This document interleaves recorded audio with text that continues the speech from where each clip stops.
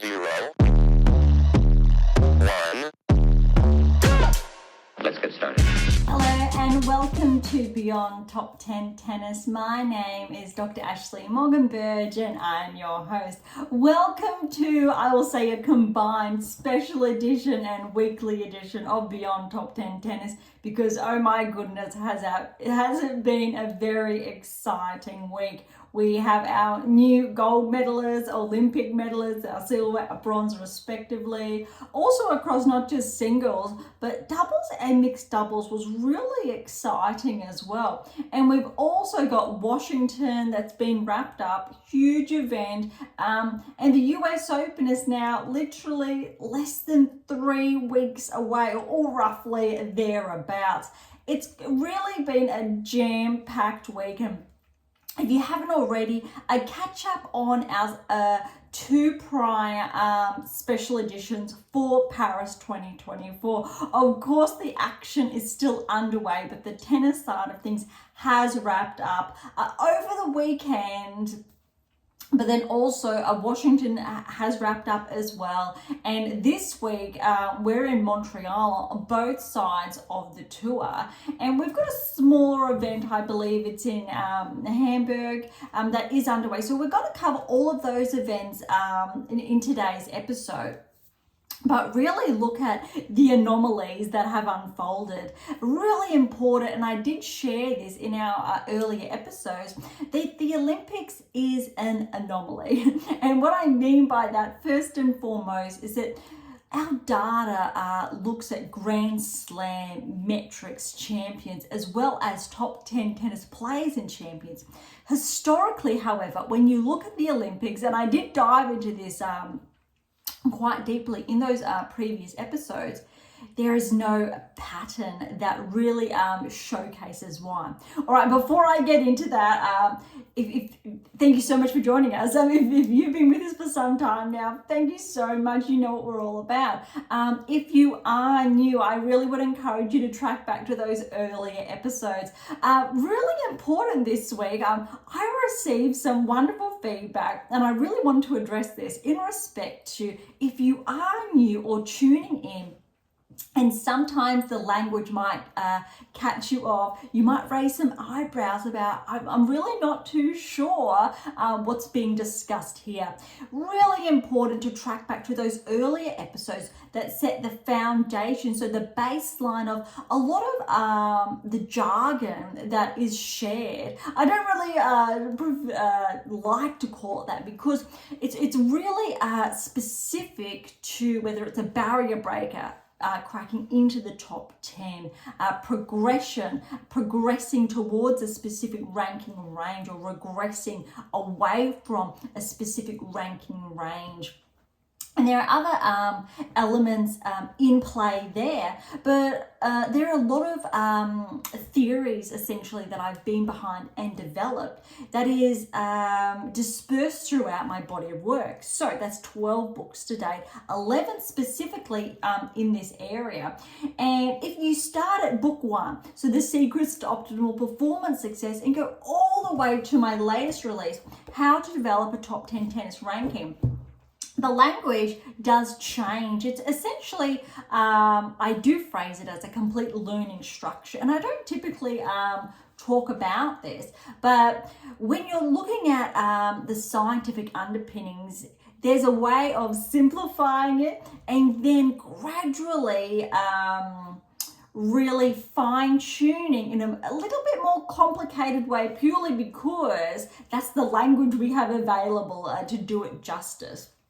I really do make a very big effort to simplify the complicated, but as always, if you do have feedback, don't be shy of sending that through and sharing, and I'm more than happy to address that, try to accommodate it where possible. But yeah, so if you are new, please don't be shy or standoffish in that respect. I really do try to build out each and every episode around what's been happening on tour, and also those first 50-60 episodes that really set the foundations of where we're coming from. But also I think that the interchange or the intersection between whether it's my latest release, the text before that, and the others, and how they obviously apply to the now, of whether it is learning what you need to do if you're a top 20 player, what your game really is missing to crack into the top 10. And we're really looking at key micro discrepancies there, so small instances or inferences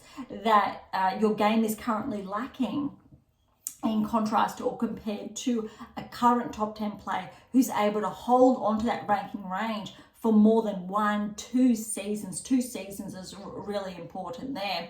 But all of it essentially is discussed in each and every one of my texts, or gradually, and why they really build that foundation. All right, that's enough. You know, each and every episode I do like chiming in with a little bit of, I think, that cross-section or reference back to those texts and how they really are interworked within these episodes. And essentially why, when we're looking at players' results each and every week and the rankings each and every week, it's really a live data haul. And what I mean by that is, with all and the majority of my texts to date, typically I'm crunching the numbers before the book is released, and I'm able to share with you the why this is happening, how we can explain that. And Beyond Top 10 Tennis took that pivot this season, going, well, you know what, I can do that with you real time. And if you want to dive in deeper, obviously that's where the books do come in. But sharing with you, whether it's from the Olympics, the anomalies there and the why behind that. But then also players that are progressing, were they tracked to progress, their current performances and the why behind that. But more so how you can learn to do that too. But if you are regressing, what's stopping you from progressing, forming that or establishing that new baseline to establish that new peak performance and go from there. Okay, that is a lot, but I do like to keep it nice and short. Let's dive into the Olympics. Gold, silver, bronze, all of them completely unexpected. Potentially one of them was on the women's side, and then on the men's side, of course, we've got two that really were, I will say, expected, anticipated, but maybe not the outcome we all maybe predicted. Really important though, typically when you're looking at, say, the women's side, when it comes to the Olympics, very rarely has the world number one player won gold and consistently appeared. Serena, for example, won 1 gold, which is incredible in and of itself. But when you're looking at historically her rankings over that the period of her career, potentially you could have anticipated 2, 3, maybe more. Doubles is another story. Federer, he never unfortunately was able to get the gold. He has a silver, and I apologize, I shouldn't say only, because it's still an incredible accomplishment. Up into this Olympics, Djokovic had bronze. But if you look at their rankings, the Grand Slams to their name, their accomplishments, you may very well have thought or assumed Djokovic had multiple gold and Federer had at least that 1 or 2 gold to his name. Nadal has a gold, so he was very fortunate, just like Serena. But again, you would have expected him maybe to have that 2 or 3 as well, or for at least 1 Olympics to see Nadal, Federer and Djokovic go gold, silver, bronze in any order. But that actually has never happened, which is a little bit shocking from that perspective. You really would have thought that all 3 of those players, when they were notching up their Grand Slams respectively, potentially would have gone that 1, 2 and 3. Didn't happen. Same on the women's side. I believe there was only on one occasion where it was a Serena Sharapova, for example, but you didn't consistently see, for example, an Azarenka or a Kerber back to back with Serena and Venus, all back to back to back to back. When you're looking at the top 1, 2, and 3, there's always typically an anomaly, and more often than not, the more favored player, or I'll say rarely, it probably happened, I will say 10% of the time, where the favorite actually did get that gold. Typically, when it does come to tennis, those who are more favored do not come through on top.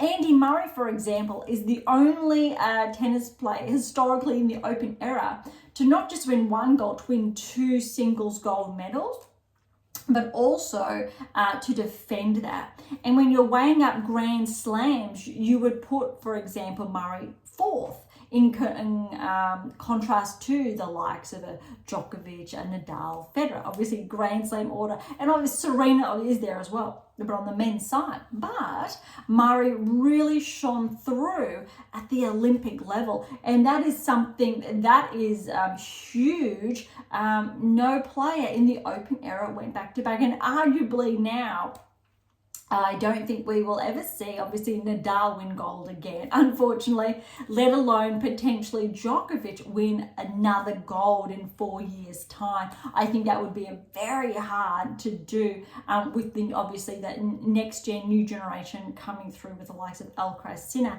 And in the next couple of years, there's obviously going to be many more that will come through. So really important, I think, to share that, just to give, I think, weight to why some of these players had huge breakthroughs at the Olympics. Really noteworthy. Okay, let's look at the women's side. Zheng, huge gold medalist, huge congratulations. She is a top 10 player. However, since her finalist result at this year's Australian Open, her performance has lagged. She has not won a title all season up until, interestingly enough, that 2 weeks ago, where she did defend her title. What's really interesting, and I've shared this in previous episodes, that some players' performances are cyclical. And what I mean by that, instead of having a consistent peak, low, peak, low, peak, low, or peak, time off, and really playing into your schedule. So periodization. Some players have a peak performance and then a very extended lull, and then they'll peak again. Let's say a really good example may very well be Raducanu, when she made that US Open final and went on to win. And prior to that, she made the round of 16 at Wimbledon, had a really good, I will say, that 2-month period, and then fell back with injuries, etc. We're starting to see a bit of a peak again. Even though it's been a long time in between, there's been a lot of, we'll say, rehabilitation, etc. Andreescu, another example. We have a number of examples on the women's side with peaking, then dropping off. But what's really interesting, we don't typically have a top 10 player become a finalist in the same season and drop. Kenin, for example, when she won the Australian Open, she backed that up with a French Open finalist result. We do have players who do show up with a finalist or become a Grand Slam champion, but they still show up in the Grand Slams that season, whether it's a round of 16, quarterfinals, consistently. We haven't really seen that from Zheng this season up until, I'll say, the last couple of weeks.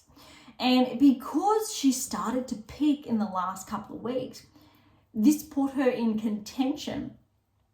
And when you're looking at the field and rankings, quarterfinals without a doubt, maybe semi-finals. But you've also got to remember the pressure that comes in. Because look, if we're looking at specifically the quarterfinals, Kostyuk would have been favoured to overcome Vekic, for example. And it was very, very close. Krejcikova, reigning Wimbledon champion, was definitely favoured rankings-wise and current results-wise to overcome Shmidlova, who had a phenomenal Olympics. Kerber, of course, was not favoured over Zheng. That said, it was a huge third set, that tiebreak. Same with obviously because Vekic, that tiebreak in the third. Swiatek was favoured over Collins. However, Collins was always going to be a little bit dangerous there because of, I'll say, her record. She really pushed Swiatek at this year's Australian Open, just as an example. It's happened on more than one occasion, and that was a really tough match, I think, for Swiatek to come through.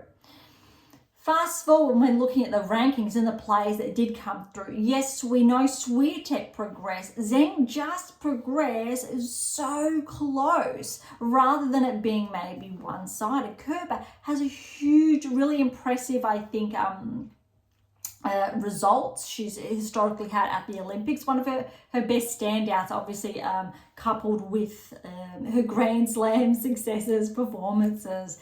And Shmidlova, huge breakthrough. Now look, Vekic, a little bit of an anomaly when you're looking at against Kostyuk, but Kostyuk's really at a rankings high, a peak. She's new on tour in the last couple of seasons. Vekic has been on tour for the past decade, maybe a little bit more, and her current ranking high, she achieved that roughly, I think, for 3 to 4 seasons ago. So it wasn't, this ranking is not new territory for Vekic. She's more seasoned. She just hasn't been able to peak at the right times in the last couple of years because of a number of injuries she's been dealing with.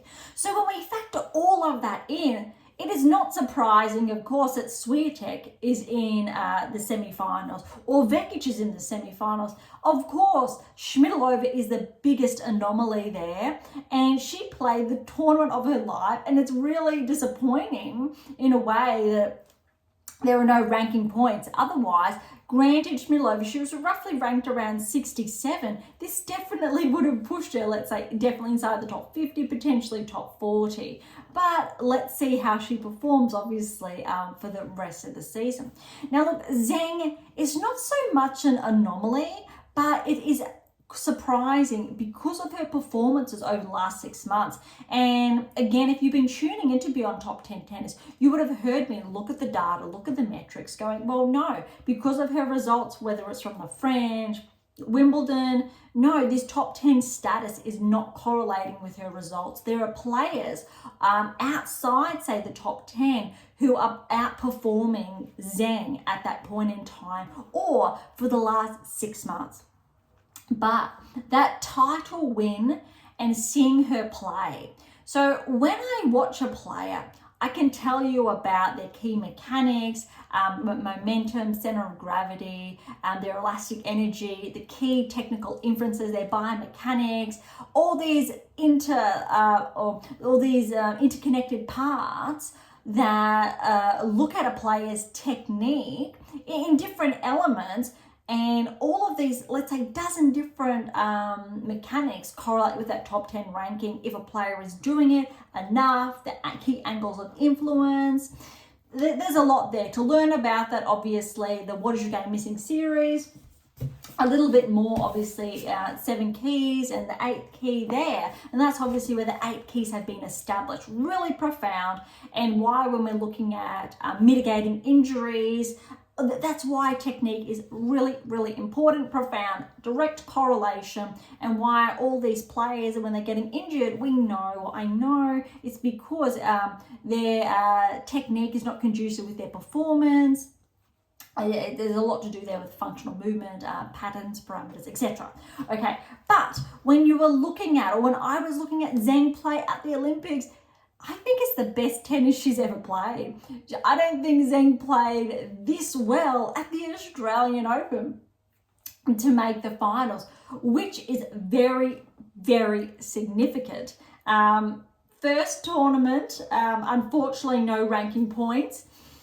Very fortunate for Zheng, she's been able to hold on to that top 10 ranking. Very, very. And what I mean by that is because the opponents she will get in the earlier rounds, courtesy of that ranking. and then she can back up those points. So I'm very, very interested to see how Zheng's going to transfer, obviously, from clay onto the hard court surface now after the Olympics. And if, look, last year she did get a quarterfinal breakthrough at the US Open. If she can do that again, definitely favouring Zheng with her Olympics result to make potentially the semi-finals, if not finals, of the US Open. And this has come out of the blue. However, when a player performs that well and they do have that ranking, there is a correction, which means even though the data has supported that lull the best part of the last 6 months and for Zheng to regress outside the top 10, this peak performance is very evident, and if Zheng can hold on to this current, I will say, cycle, she will finish the year very, very strongly. And to have a gold medal to her name is incredibly profound. Okay, silver medalist Vekic. This was very exciting, very rewarding in all, I think, aspects for Vekic, especially considering, I think it was roughly a year ago or 18 months ago, Vekic thought about waving goodbye because of the ailments she'd been suffering. Well, I did touch on that in those early episodes of our special edition, but look, Vekic, it's not so much surprising considering how well Vekic played at Wimbledon. And look, for some, it could be really impressive that Wimbledon's grass and obviously the Olympics was played on clay. What's really important to understand here is that it's not an excuse because, again, the What Is Your Game Missing series, I just have them out of view here, but I will grab the latest one of that. It is a couple of seasons back. But the What Is Your Game, this is one of the older covers, however, if you are looking at the video feed. Even look, Nishikori, straight there, we've got Tsitsipas right there. Raonic, when he was peaking, right there. Swiatek definitely will be in here. We've got even Vinci, Kasatkina current, Kvitova in here, Bertens, Pliskova, all these at their peak. And this is around 4 years ago back. And because we've been waiting for the current cycle to finish before that next release will come out, probably within, I will say, the next 2 to 3 years, because we have to wait for a specific cycle to finish. But for this cycle, there's actually 3 books in this series. It's a lot of work. But that, just as an example, to learn more about it, because it hasn't changed. The players' names have changed because of a lack of maintenance. But some players in here, it has. From Swiatek's in here, Barty was in here, retired. Obviously, Sinner's in here, but Alcaraz, ironically, I don't think he is, because it was just when he started to pick. Djokovic, of course, is, I don't think Federer made this one, or maybe it was his last one. Nadal, of course, Djokovic, of course, etc.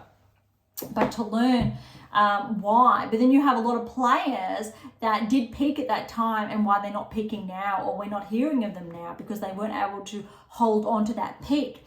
And where I'm going with this is Vekic has been able to sustain that Wimbledon result over to clay, and those techs cross over from whether it's hard court, grass court, clay. And it's really important to share that there is absolutely no correlation with surface and the 8 keys, which essentially means that a player's game is controlled not by surface. And there obviously how a player plays their game is a very different story. And you can look at the likes of, say, Nadal, and now more recently Swiatek, how they play the game, so their game plan on the surface is very different to, obviously, their technical mechanics and the 8 keys that correlate with that top 10 ranking. But there are only minute differences. There's a reason why Djokovic has been so successful, for example, across all surfaces. And there's obviously that interplay there.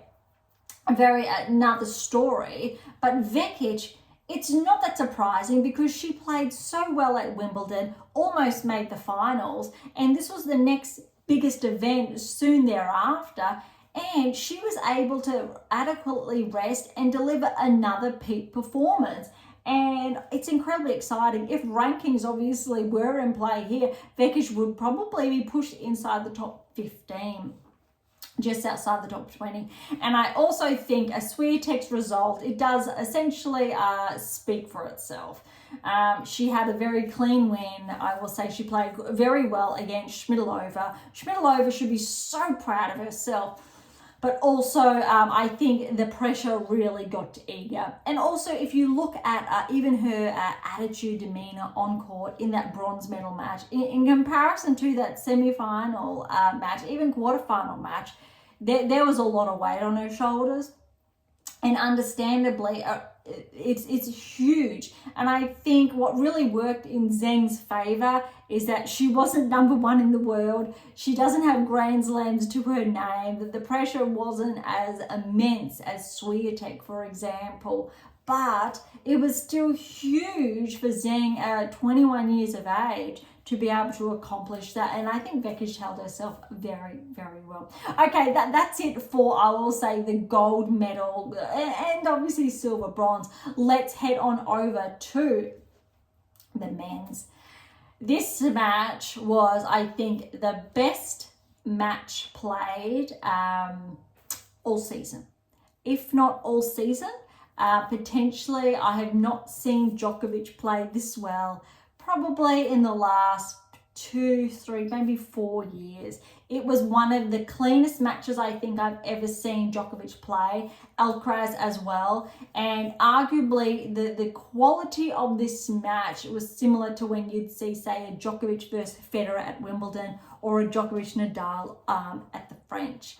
It was really, really tight, profound, and the scoreline says it all. Look, the number of games that went to juice, if not nearly all of them, and then the tie breaks, and Djokovic really was able to step it up. And it's saying something else because Alcaraz did step it up in the tie break as well, but Djokovic went that extra bit. And you really would have thought on current results, also obviously going back as recently as the Wimbledon final, you would have thought Alcaraz was going to edge. And I think what really made the difference is that in reality, this was Djokovic's last chance to claim gold. That one, I think, element that he did not have in his game. Obviously, Serena has had it. Nadal's had it with obviously the 20 or more Grand Slams. Still, Federer missed out on it with that silver, and Djokovic was about to miss out on it with the bronze to his name. But really, really profound. I really hope you all got a chance to watch it. Otherwise, please please do if you do get a chance, because it was incredibly, I think, important, noteworthy, profound in all areas.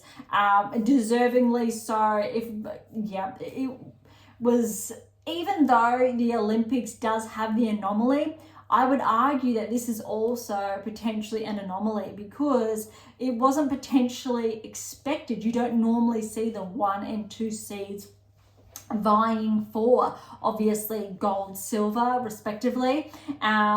It has happened, it definitely has happened, it just does not consistently happen, and this was really tight and yet really impressive. Obviously, when we're looking at that bronze medal match, there are a number of players missing, I think, from that equation. But look, Igor Olisime had the absolute, I think, tournament of the season, let alone he knocked out a number of, I will say, seeds. Exceptional playing. And Musetti, he really surprised, I would say, Zverev, the defending gold medalist, in the quarters. Of course, Djokovic was too good in the semis there, and Musetti potentially was primed to upset Djokovic, purely going on Djokovic winning at the French most recently in 5. But Musetti, he was not able to live up to those expectations. Djokovic, I guess he got his revenge from that perspective. And look, Felix was playing so well all tournament. it was really surprising to see Alcaraz win 1-1 against Felix, but it was really impressive to see Alcaraz lift that level. And because of that, Alcaraz was favoured in that final, but you can never write off Djokovic, and how he played was absolutely phenomenal. But again, when you're looking at those rankings, Musetti is an anomaly. You would not have expected Musetti to win a bronze. Potentially, you would have put, say, Tsitsipas up there, Zverev definitely up there, or Ruud definitely up there, even Paul, all of those players featuring in the quarters, but Felix and Musetti did get through, and both of those players were the lowest seeds in the quarters, or still in action.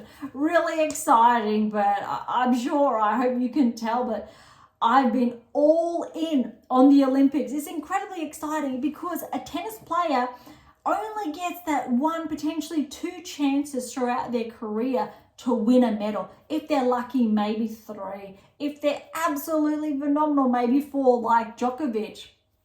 But normally, or historically, or Kerber has been, I think, around for at least three, maybe four. I would say three to be fair. But you could say a player enters their first Olympics, like Swiatek did at 19 years of age, and then their second at 23, like she's done, and she has medaled. Maybe at 27, 4 years' time, maybe Swiatek will still be ranked inside the top 10. You don't know. And then she could have a chance there. But you have to look at the likes of Serena, Nadal, Federer, and Djokovic, where they were able to establish that level of longevity over, let's say, the initial 10 years to cover two, maybe three then Olympics. And you only have that chance there two, maybe three times. And typically that first Olympics, you're going to be a little bit nervous, like Swiatek was in Tokyo. And then maybe medal if you're lucky, like Nadal did, but then wasn't able to medal thereafter. Similar happened to, obviously, Federer, we've touched on. Djokovic has missed out and came fourth on a number of occasions, bronze, and finally got that gold. But it's very different, I think, to a Grand Slam. You've got a chance of winning a Grand Slam on 4 occasions per season. You only have a chance to medal at an Olympics once every 4 years. It is an absolutely huge feat for any tennis player. And I'm very baffled why some tennis players withdrew and decided to play Washington instead and didn't give themselves a chance. But I think each tennis player's got different values, country specific, but we won't get into that. Okay, I really want to have a look at, before we wrap up the Olympics, the doubles, just noteworthy performances. Gold medal went to Irani and Paolini. Paolini obviously was favoured as well in the singles. You could definitely see pressure got to her as well if you were looking again at her demeanour, my apologies, similar to Swiatek. You could see the pressure. But this was a really good match. What's really noteworthy here and great to see is Ondreeva and Schneider are single specialists, and so is Paolini. Irani has been a top 10 player. I believe she's made the finals of a Grand Slam previously. I think it was the French. Number of years ago now, probably roughly 10 years ago.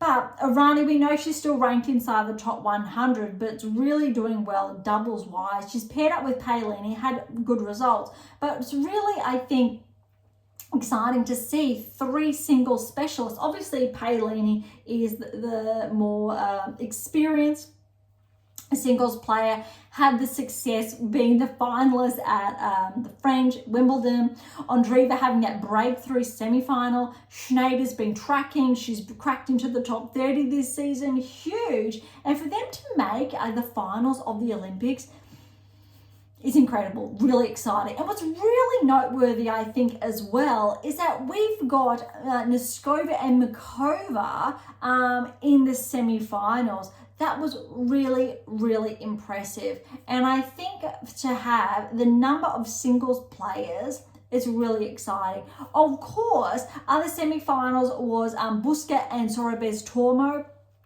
Buska more so, and Sorobes Tormo, I will say, doubles in this respect, or they're not, let's say, inside the top 30. But look, it is really good to see, I think, that variety there and the singles players delivering, because I think also having more singles specialists play doubles is going to help grow doubles once again. I feel like there's been a little bit of a lull, but it looks like hopefully it will be a healthy cycle there. And very similar on the men's side at the Olympics. So if we're looking at the men's, huge for obviously Australian tennis, notching up that gold. Ebden and Pearce, they are doubles specialists, they are.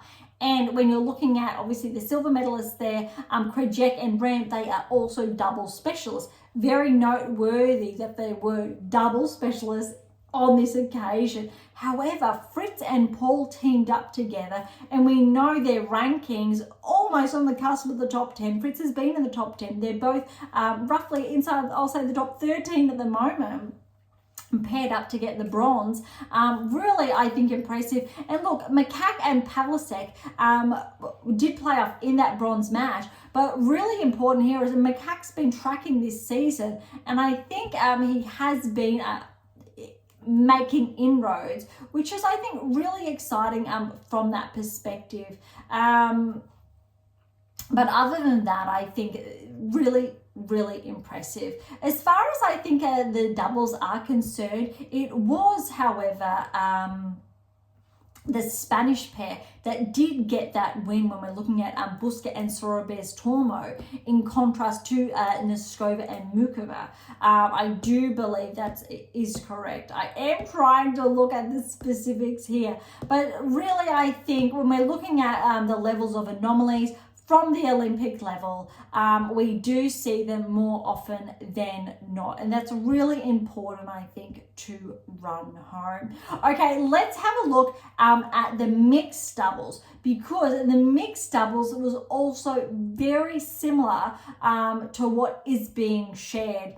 And we did have, yes, doubles specialists on one, I think, side of the coin, but also not so much, just pairings that did pair up, and it worked really well. Gold medal, Vekic. Look, Vekic and Siniakova. So Vekic's got 2 medals now to his name, and Siniakova, but Zheng and Wang, both Chinese players, phenomenal result to make that silver, to make, well, the gold medal match as well. Really impressive. And I think for all the players that really, I think, were involved, it's incredibly exciting to walk away with a medal. Really impressive. I don't think I can overstate that enough, but it's just, I'm really excited for all of the players that were able to not just medal but make really good, I think, inroads. Paris 2024, incredibly exciting. Okay, that wraps up the Olympics results. So let's head on over to Washington. We are going to dive into, obviously, we know Washington has wrapped up, and then we'll look at what's underway this week before we track back to the rankings, so we can look at those inroads.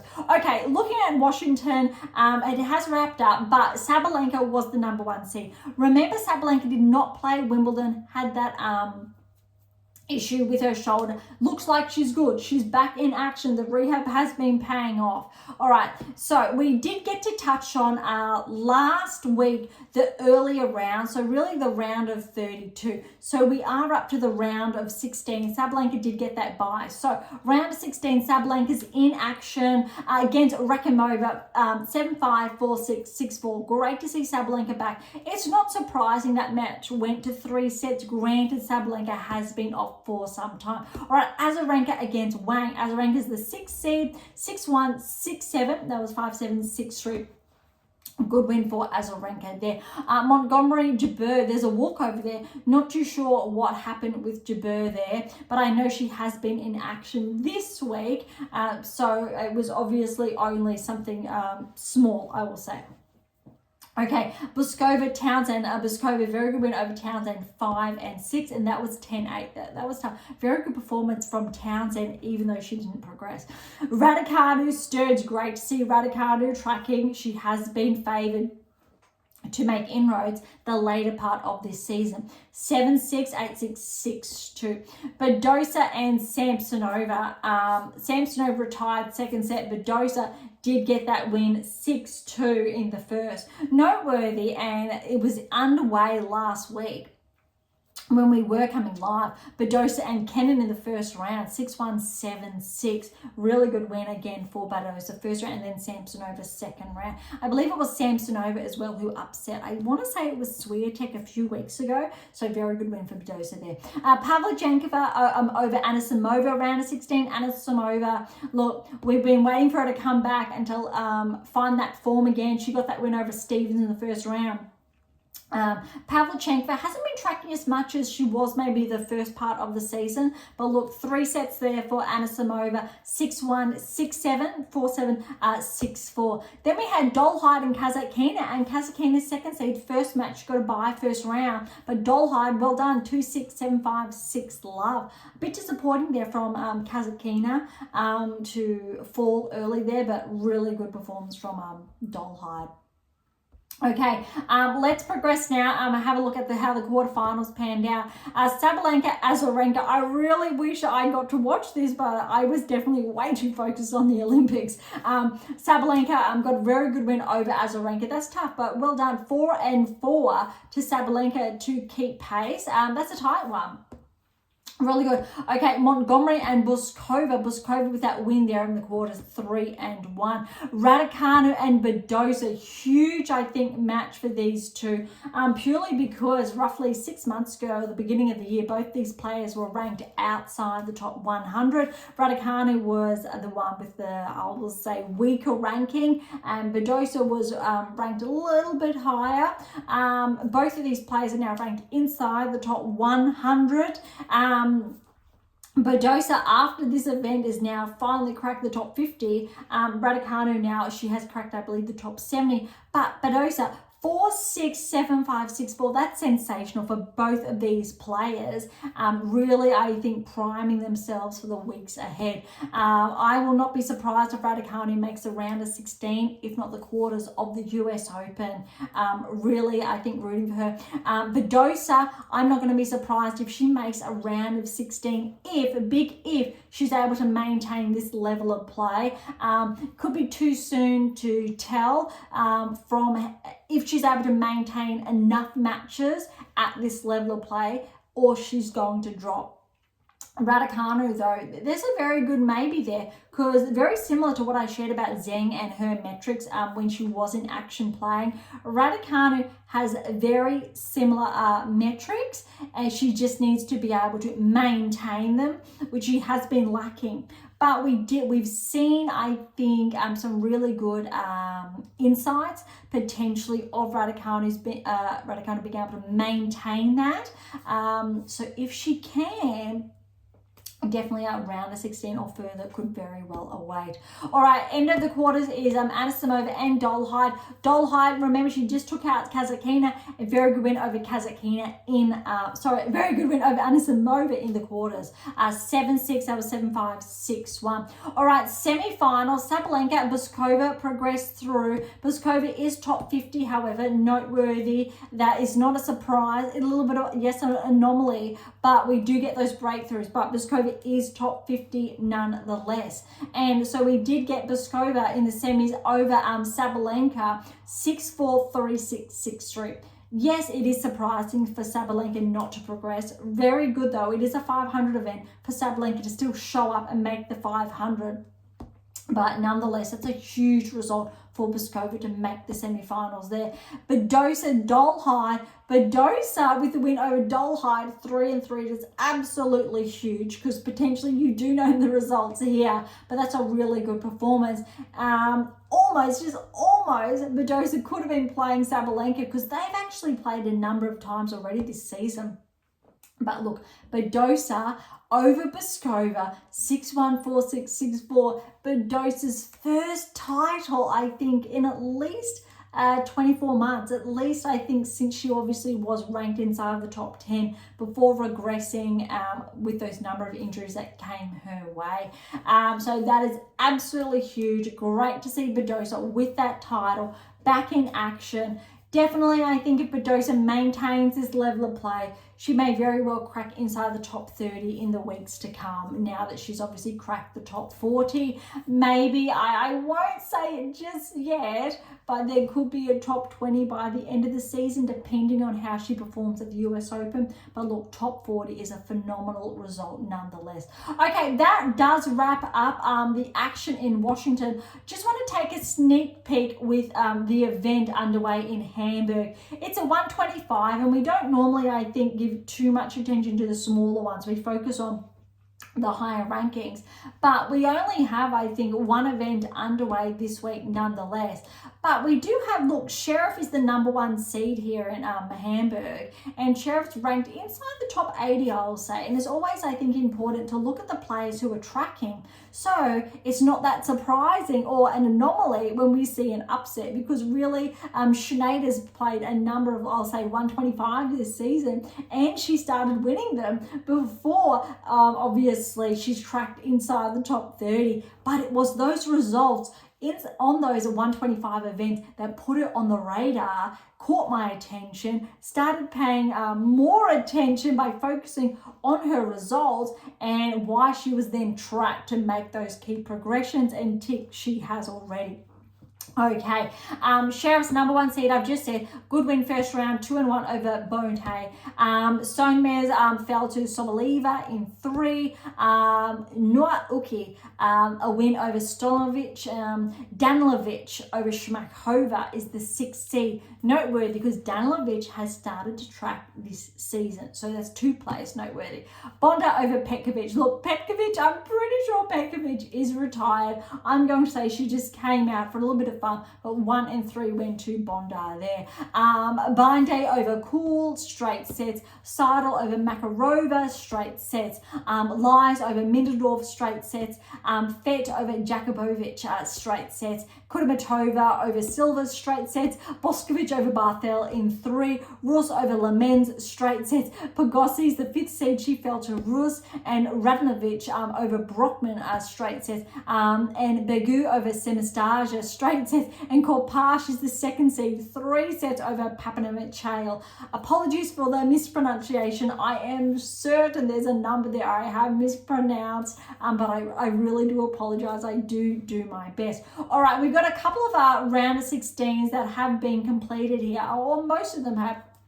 Sheriff got through 1 and 3 over Soboleva. Danilovic, he's through in 3 over Noah Aragui. Really impressive. That final set was a tie break, 8-6. So 2 players, Sheriff and Danilovic, have been tracking. All right, Bonda, 4th seed, she went through in straights over Boundel. Seidel fell to Lies, the 7th seed, in 3. Fett fell to Kudermetova in straight sets 3 and 3. Rus over Boskovic, 1 and 1. Rus over Ranilovic, 5 and 5, and Korpash, the 2nd seed, over Begu. That was 4 and 3-1. Then Begu did retire. Quarterfinals is going to be really interesting there. The match I think I'm very curious about is Sheriff, the #1 seed, over Danilovic. Potentially, I'm looking at an upset with Danielovic's current level of play and how she has been tracking, if not 3. However, if Sheriff does get the win, that obviously directly correlates with that #1 seed there. Very interesting. So we will wrap that up, the finalists, next week. Okay, Montreal is underway as we speak now, or Toronto, my apologies. Montreal's ATP Tour, Toronto is WTA Tour.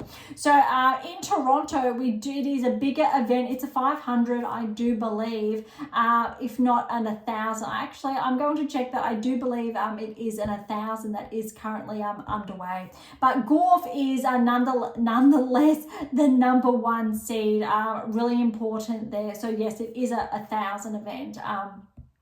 Currently underway, and it really is, I think, that time of year where we're getting more and more similar to remember or recall Miami, Indian Wells, those the double there.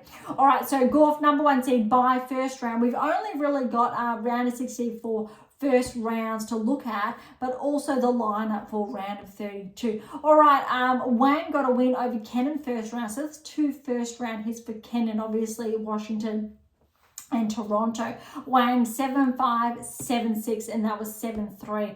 Potapova over against French Frech, very good win there. 4-6, 6-3, 6-love. A Schneider, 14th seed with a win over Dart in 3. 6-3, 3-6, 7-6, 7-2. Jabeur back in action against Osaka. Osaka with the win. 3-1, and Osaka is now, I'll say, more comfortably inside the top 100. We'll revisit that shortly. Very good for Osaka. I would love to see Osaka track in Toronto, especially with the US just around the corner. I'm going to gauge whether or not Osaka progresses in Toronto the following weeks, and if maybe Osaka makes round of 16 or further at the US Open. All right, Mertens over Volnets 3-1. Uchijima over Tomova 6-2. Samsonova did get a bye first round. Same with Pegula, who's the 3rd seed here. Pliskova over Podoroska 4-6. That was 12-10 in that tiebreak. Kruger over Kokureto 3-2. Fernandez and Hibadina are in action as we're coming live. It's 6-3, 5-7. 4-1 at this stage to Fernandez. Looks like Fernandez will close that out. All right, Azarenka, good win over Pavlyuchenkova, 2-2. Stevens fell early to Minen, 2-2. And Stearns, good win over Blinkova, 4-3. Keys is the 7th seed by Navarro, 8th seed by Lynette over Marino, 3-4. Rogers fell to Svitolina. Very good win for Svitolina. Nice and clean there, 0-2. And Kostyuk over Maria, 0-2 as well. And very interesting, those two will play off in the round of 32. All right, Yastremska, Townsend, very good win for her here. 6-3, 3-1. Yastremska did retire there. Townsend's actually been playing some really good tennis singles lately. Her double has been off the charts, but well, way to go singles-wise at the moment. All right, Erika Andreeva falling to Sastuix in 3 sets, 6-7, 6-1, 6-4. Badosa over Torsen, another win for Badosa. Well done, 1-4. Ostapenko, 4th seed by first round. Kazatkina has a bye as well, first round, 5th seed. Anisimova over Dolhide.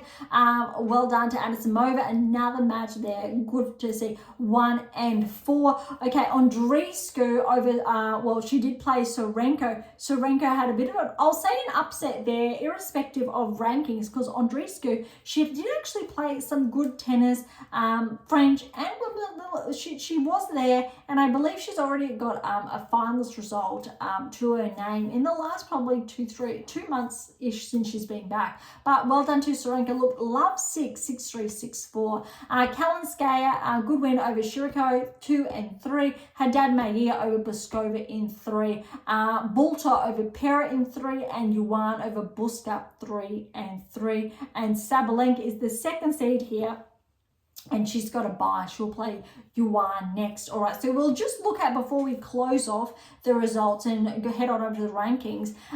So Sabalenka will play Yuan, round 32. Bulta, Haddad Maia, Kalinskaya, Sorenko, Anisimova, Kazatkina. That'll be interesting. Kazatkina fell early in Washington.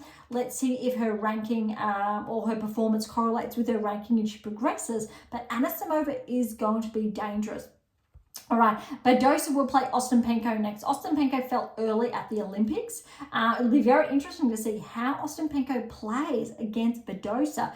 Also, Badosa, if she's able to continue that result or those results from Washington. But Ostapenko is obviously going to be favoured here. But it'll be very interesting to see how her hard court season tracks, whether it's similar to, say, the Australian Open, or if there's a bit of a lull. Townsend will play Stusik. Earlier I just said Kostyuk and Svitolina. Will be really good to see, I think, Svitolina track leading into the US Open. Kostyuk is a dark horse now, though. She is ranked ahead of Svitolina. I think this is the first time where Svitolina is not Ukraine's #1 tennis player since Kostyuk obviously broke into the top 20 and Svitolina's ranking regressed after Wimbledon, purely because even though Svitolina played well at Wimbledon, she didn't make the semi-finals again from last season, so she did drop those points. Even though she's ranked outside the top 30, she really should be inside the top 20. All right, Navarro will play Lynette, Stearns will play Keys, Azarenka will play Minen, and Kruger will play the winner of Fernandez Urbino, but Fernandez is 5-1 now. Looks like it will be Fernandez. Pegula against Pliskova, that'll be interesting there. And Samsonova Ushijima. Mertens will play Osaka, Schneider, Fretch, Gorf, and Wang. All right, that's going to be, I think, quite interesting to look at next week. It definitely looks like Fernandez is about to close out her match. She is up, well, it's 30 all, but she is up 5-1. All right, let's head on over to the rankings. There's only been, I will say, a little bit of traction this week.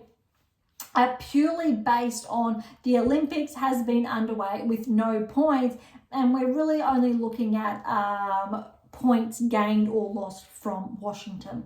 As far as the top 10 is concerned, there's only been a little bit of a change there. Collins has gone up to 8 and Sakari is back 9. That has absolutely nothing to do with performances, purely because both Collins and Sakari were playing the Olympics. I'm not too sure why there's been a change there. It is very odd when this does happen, but it's definitely got to do probably with some points shuffling from obviously Washington. That's obviously was underway. All right, and top 20, we don't have really many changes. Azarenka's moved up to 19, Kostyuk's back to 20. But then again, look, Azarenka has been in action. Kostyuk did play the Olympics. Most often not, everything else has maintained. We are going from 1 to 100. Normally we would go the other way around. But look, everything's... Pavlyuchenkova is up 4 places, 229. So she's back inside the top 30. Not surprising. A little bit of points, I will say, from obviously Washington there. Noskova's back 5, but then again, she was playing the Olympics. Svitolina's back 3 to 34. Did play the Olympics. Definitely Svitolina, Bulta, Noskova, they are 34, 33, 32 respectively. They should all be inside the top 30. Svitolina definitely inside the top 20. Badosa has had the biggest jump this week, 22 points because of her performance in Washington. So that progression is huge for 40 in the world. Her highest ranking, I think, in at least 18 months, maybe 2 seasons. Very significant. All right, Dolhide's up 3, 46. We've got a couple of, I think, regressions, or about a dozen there, but only like 1-2 points. Lulu Sun, the Kiwi there, who made huge inroads at Wimbledon. She's back 1, just at 54. Kennan's back 1 at 55. Torson's at 1 to 62. Uchijima's up 1 to 63. Christian's back 9 to 66. Raducanu's the huge jump, almost as much as Badosa, but 20 point progression there, 69 in the world. This is Raducanu's, I think, highest ranking, if not in at least 12 months, but very impressive. Just behind Raducanu, though, is Wozniacki. Even though we haven't seen her in action, she's been holding on to those points at 70 now. All right, Townsend's up 7 to 71. Yafan Wang is up 1 to 72. Those of you who are not familiar with Yafan Wang, she's the player that almost knocked out Zheng at the Australian Open.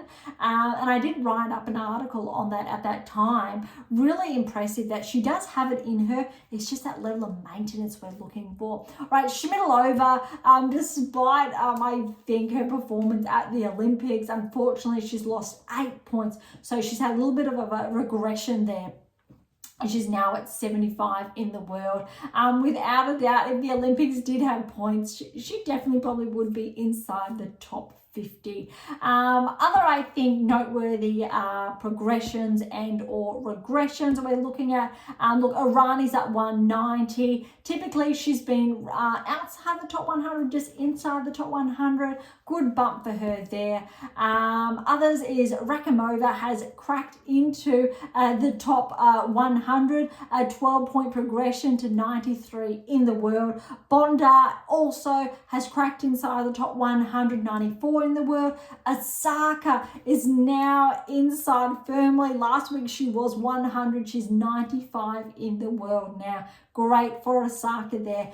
if she can make some traction this week in Toronto, we could see Osaka bump into the 80s, if not 70s, which will be more favorable leading up to the US. Alicia Parks has cracked into the top 100 as well at 99 in the world. Naima's back one, but that is 100, so we will leave it there.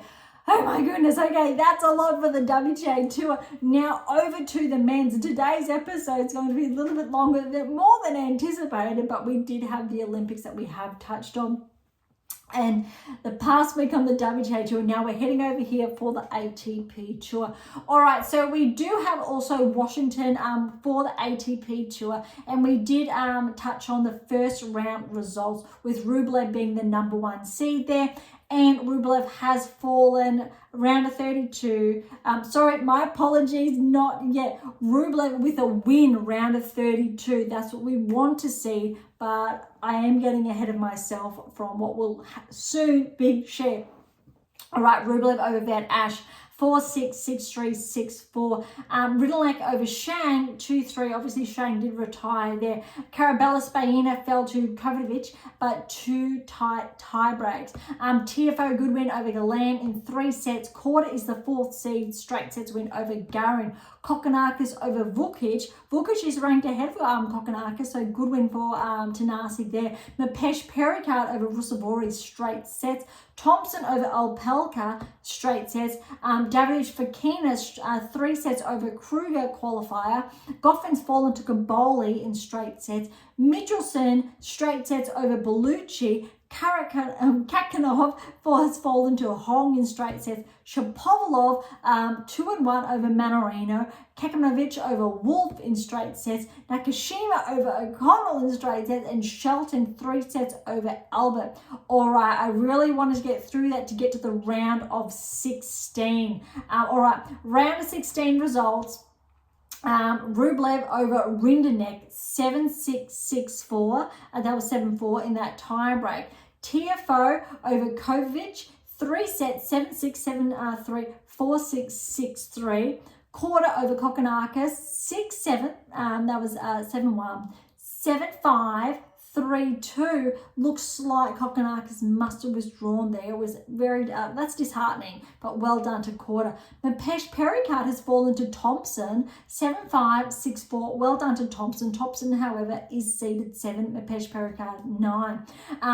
Davidovich Fokina has fallen to Kaboli, but look at this, 1-6, 7-6, 7-6. That was 7-0 and 9-7. Michelson over Hong, 3-3. Shapovalov, good win over Kekmanovic in 4-6, 6-4, 6-2. And Nakashima's fallen to Shelton, 7-6, 7-6, 7-5, 7-4. Very good win for Shelton there. All right, our quarterfinal action. This is where I was getting ahead of myself. TFO, the 5th seed with a win over Rublev. Very, very good. This win, nonetheless, has pushed TFO back inside the top 30. Very good news leading up to the US Open. All right, Korda with a win over Thompson, 4-2. Kaboli over Michelson, 7-5, 3-6, 7-6. And Shapovalov has fallen to Shelton, 7-6, 7-5, 6 all. Not sure why it says it, or it says 6 all. Potentially Shapovalov got a little bit of a tweak in that tie break and had to withdraw. A little bit disappointing there, obviously, for Shapovalov, but well done to Shelton. Semi-final stage, TFO has fallen to Korda. Korda with that win, 4-4. As far as rankings are concerned, that was obviously anticipated. Kaboli over Shelton is the surprise, I think, of the event. 4-6, 7-5, 6-3. I think that result is actually a bit more surprising in contrast to Rublev, because if you've been listening to our recent episodes, Rublev has been on regression, and that top 10 ranking is not correlating with his results or his performance. Okay, so we've touched on, obviously, those semifinals results. Korda getting through, and Kaboli, and look at this, Korda 4th seed over the 10th seed Kaboli, 4-6, 6-2, 6 love, neck and neck until that 3rd set. I believe this is Korda's first title, but look, it is a huge one to win. Well done, Korda. This is definitely going to have an impact on his ranking, and we will get to there very, very shortly, because now, wrapping up Washington, we are heading over to Montreal. So Montreal, we only have a number of the first round underway. Sinner is back in action, though, really important, and he is the number 1 seed here. All right, first round action. Coric qualifier with a win over Martinez, 4-4. Sonigo over Grekenspor, 7-5. 9-7, 5-7, 6-4.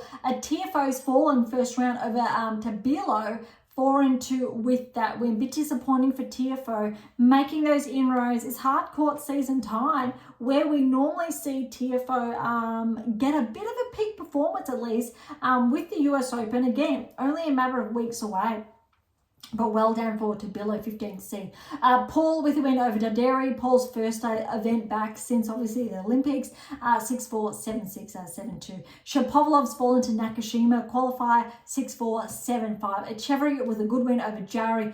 3 sets, 7-6, 7-5, 6-7, 5-7, 6-2. Rublev with a bye. Medvedev with a bye. It'll be Medvedev's first event back since the Olympics. Davidovich Fokina over Soufflin, 6-2, 7-5. Analdi over McDonald, 4-6, 6-4, 6-4.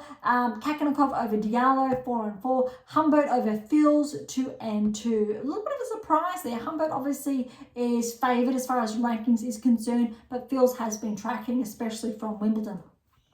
Borges over Kekmanovic in 3, 5-7, 6-4, 6-4. Nishikori, great win for Nishikori over Mitchelson, 3-6, 7-5, 6-4. It'll be great to see Nishikori back inside the top 100. We're not seeing that just yet, but look, we know what Nishikori is capable of. He's had a rough couple of seasons, and when I mean couple, we're probably talking 4 to 5 seasons. Similar to Raonic, how both of those players really been riddled with injuries. Raonic has been able to come back intermittently. We really haven't seen Nishikori make those inroads, unfortunately, but hopefully Nishikori can stay healthy.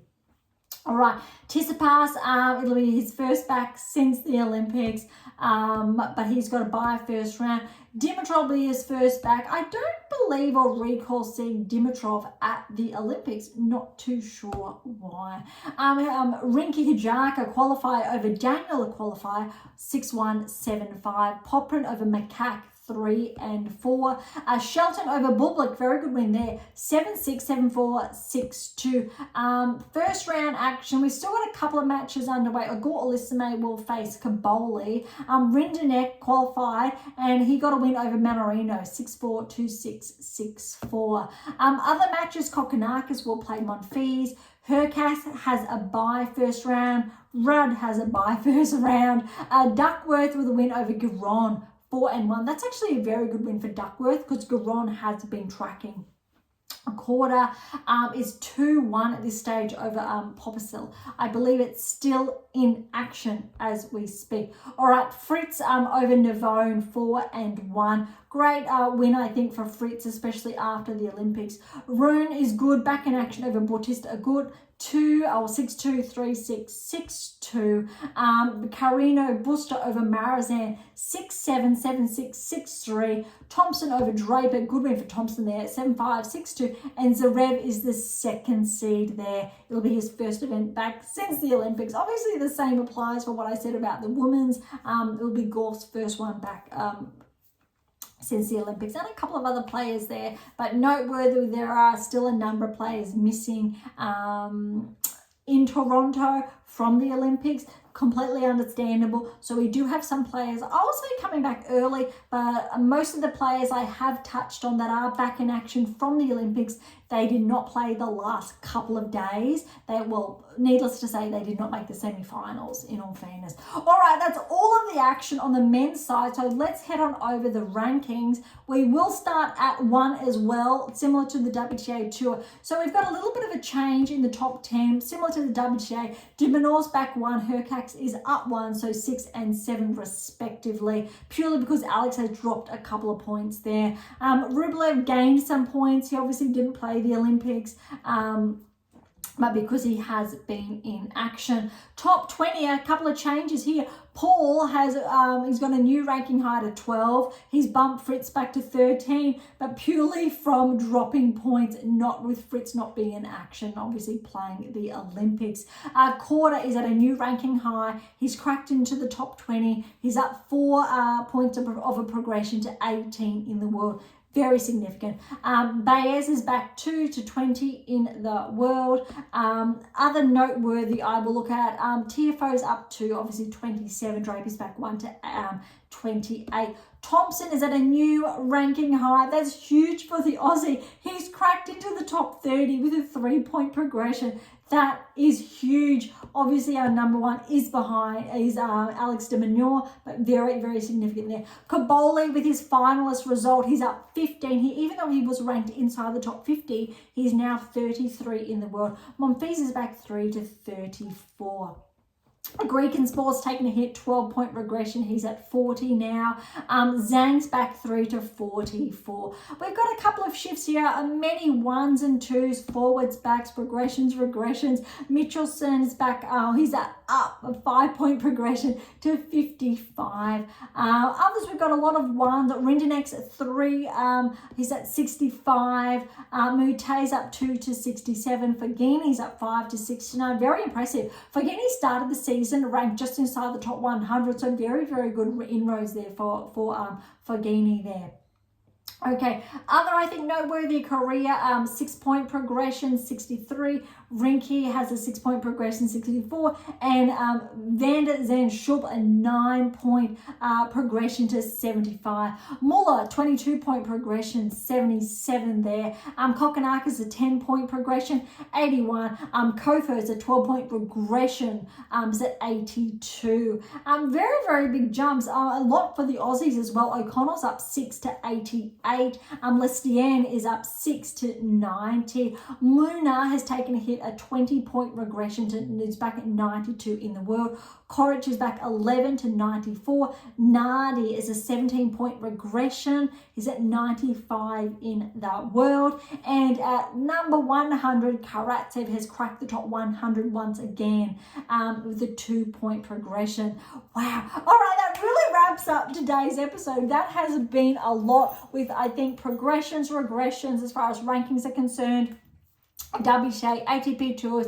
We've touched on the Olympics as well. This has been a lot. We've touched on Washington for the WTA tour and the ATP tour, and we've got Toronto and Montreal in action on the tours respectively this week. So that really wraps up today's episode. Thank you so much for joining us. And look, to grab a copy of how to develop a top 10 tennis ranking, the 7 keys, or even one of my earlier releases, the What Is Your Game Missing? This is an original cover, so it's a little bit different now. Head on over to AM8 International or Amazon, irrespective where you're based in the world. AM8 International does have digital copies or ebooks if you like, but they are in the PDF versions on purpose because we have a lot of chart work, so they do flow on irrespective what device you do read on.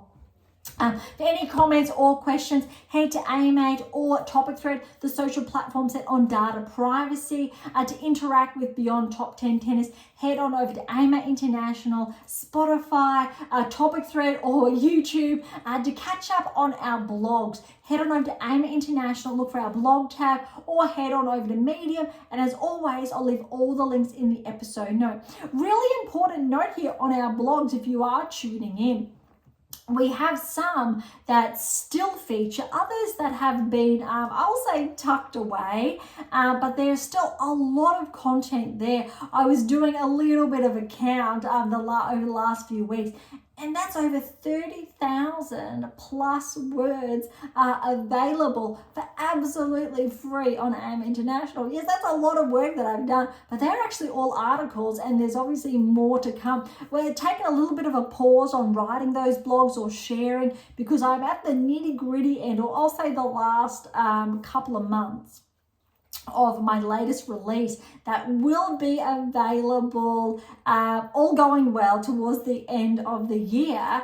But I don't want to tell or share too much yet. But if you've been tuning into recent episodes, you would have heard a little bit there. But the good news is that we still have a lot of content there available for absolutely free. So that's really, really valuable. I would encourage each and every one of you to head on over there. Look, all the links are in the episode notes as always. But look, for something different, head on over to Pink Octopus Books. That's where my fictional releases, you'll see just in the background over there. So something left of field, visit Spruik for some random polls. We'd love your feedback there. And of course, if you enjoyed today's episode, please like, subscribe, or share. It would be absolutely phenomenal.